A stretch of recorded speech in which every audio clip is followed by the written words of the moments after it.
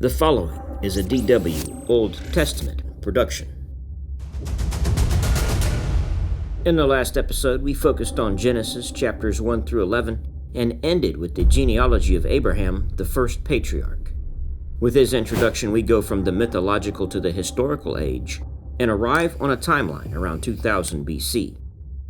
Before beginning a very detailed biography on Abraham, we'll first provide an overview of the historical background for this period and focus on how these people lived. The topics of this episode include a survey of the early ancient Near East, Abraham's Canaan, Joseph and Egypt, and Moses and the Exodus.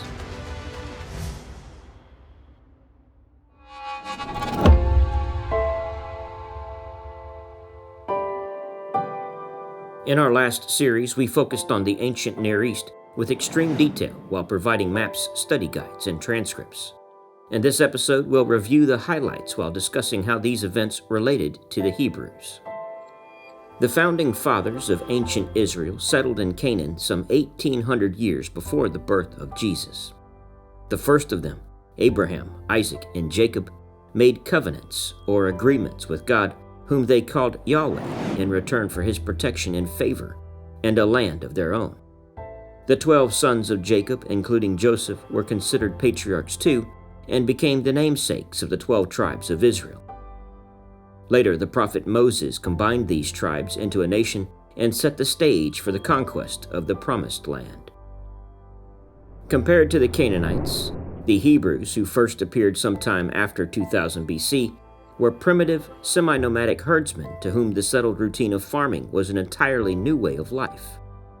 The established nations of the Near East had seen wandering peoples come out of the surrounding mountains and deserts for centuries. In Abraham's time, there were numerous Semitic tribes migrating from Mesopotamia into Canaan, and the Hebrews numbered only a few among them.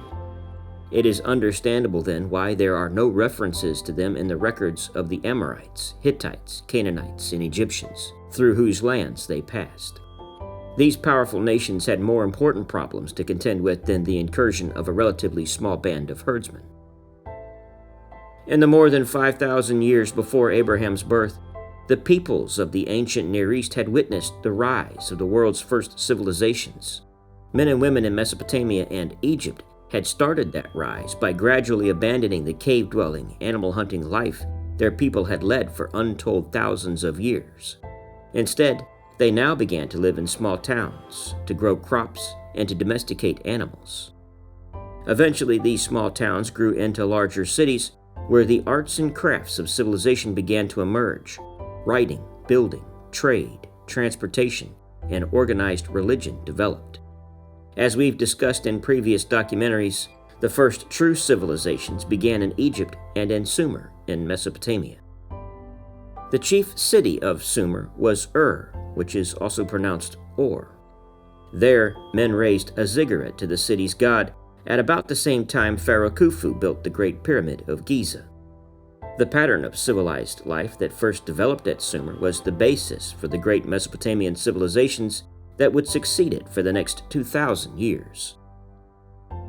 In the 24th century BC, the first of these successors conquered the original peoples of Sumer. These were the Akkadians, a Semitic people with whom the Sumerians had coexisted for hundreds of years. Their leader was Sargon, who would create the world's first empire.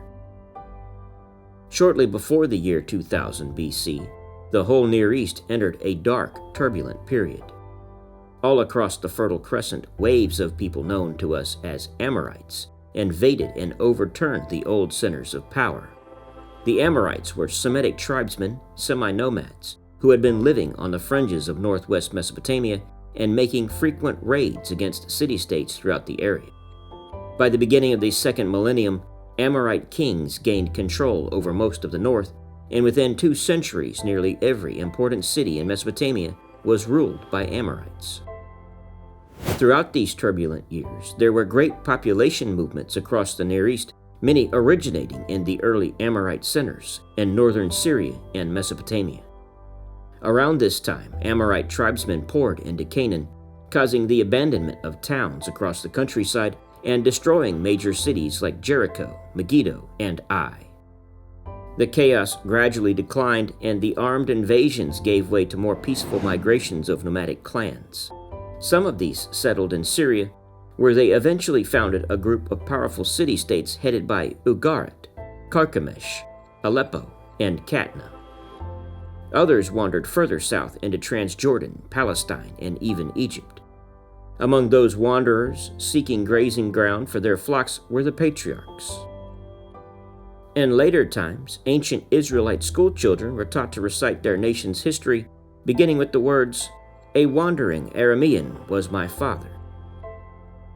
The Bible records that Abraham came to Canaan from Haran in northwest Mesopotamia. It was from around Haran that the Aramean clans, part of the Amorite population, set out on their migrations. Several members of Abraham's family, including his brothers Haran and Nahor, had names almost identical to the names of towns in the Aramean region. Other names, including Abraham and Jacob, were simply variations of Amorite personal names. The customs of the patriarchs described in the Bible are also of this region in northern Mesopotamia.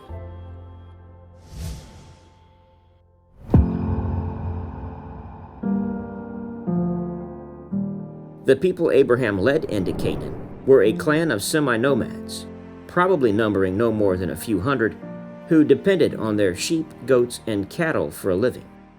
Abraham remained in the hills in the southern region of Canaan, leading his tribe and flocks through the countryside between Dothan in the central hills and Beersheba, also known as Beersheba, on the edge of the Negeb.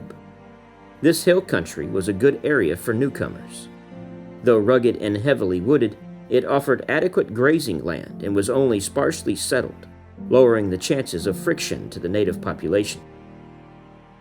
In other parts of Palestine, there was a great upsurge of commerce and urban life in the 19th century BC, at about the time of the Hebrews' arrival.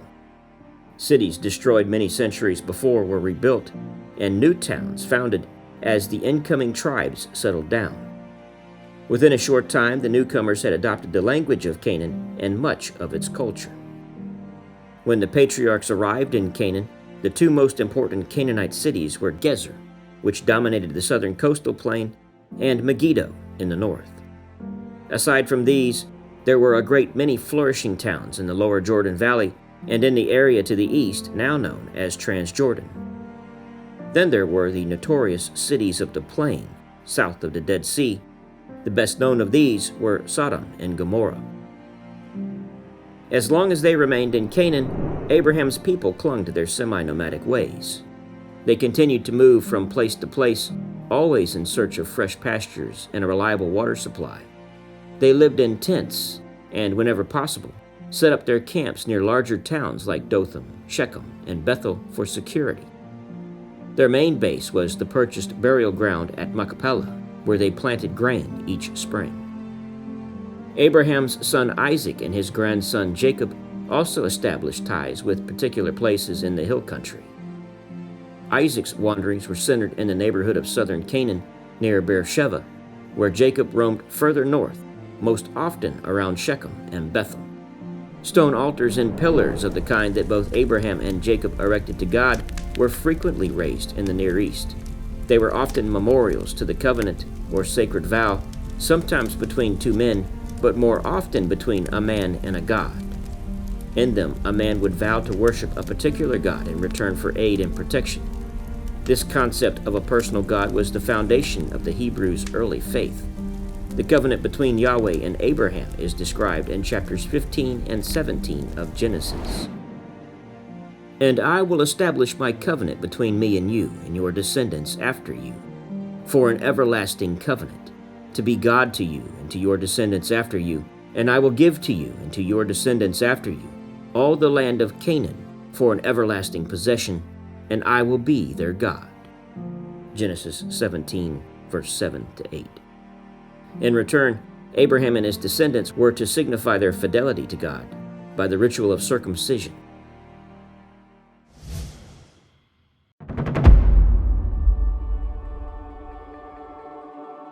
Joseph, Jacob's favorite son, was sold into slavery in Egypt by his brothers around 1700 BC.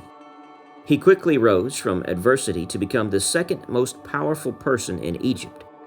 His story is full of details that modern scholars have been able to actually connect to historical facts.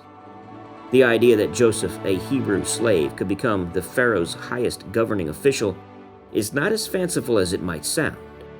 At about the time of his arrival between 1720 and 1700 BC, Egypt was invaded by a Syro-Canaanite alliance called the Hyksos by the Egyptians. These invaders established their own line of pharaohs and ruled the country for about 150 years. Hated foreigners themselves, it was likely that the Hyksos might trust someone like Joseph before they would trust any native Egyptian. Another part of the narrative in which the pharaoh acquired most of the country's land during the famine would be easy to understand if Egypt had been under the Hyksos.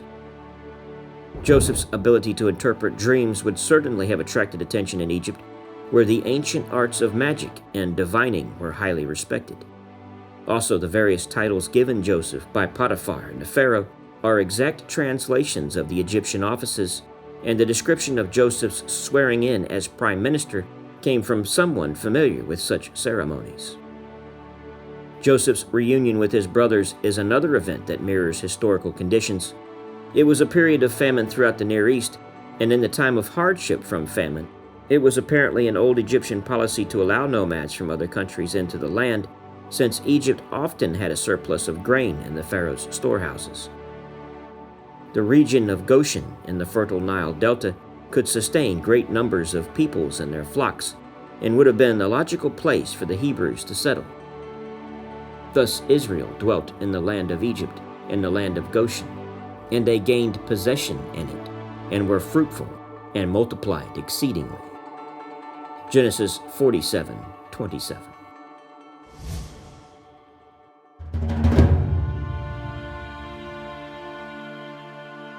The book of Exodus opens after an interlude of some 400 years.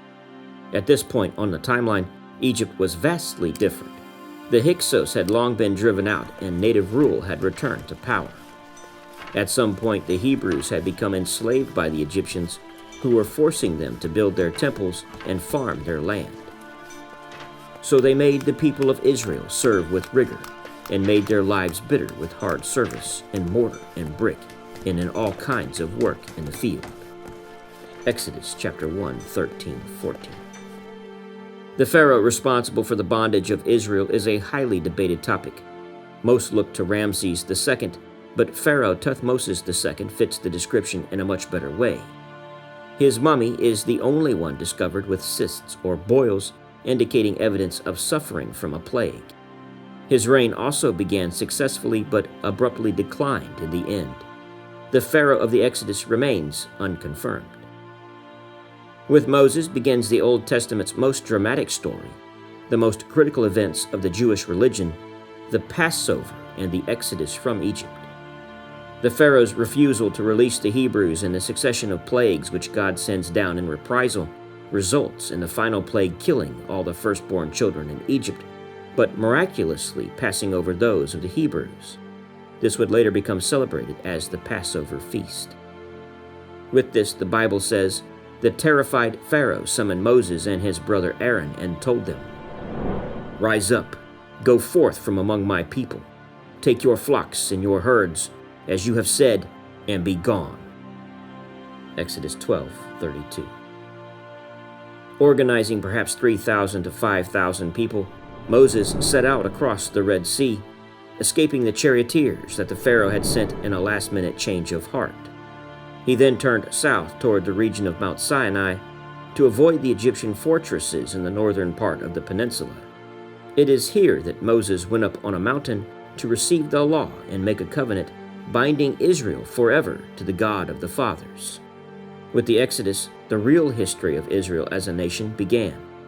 Egypt was behind them, and the Promised Land lay ahead. Most importantly, God had shown the Hebrews that his power was equal to the ancient pledge he had made to Abraham. "I will make you a great nation, and I will bless you, and make your name great, so that you will be a blessing." Genesis 12:2.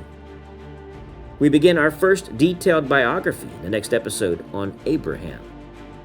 Thank you for joining us.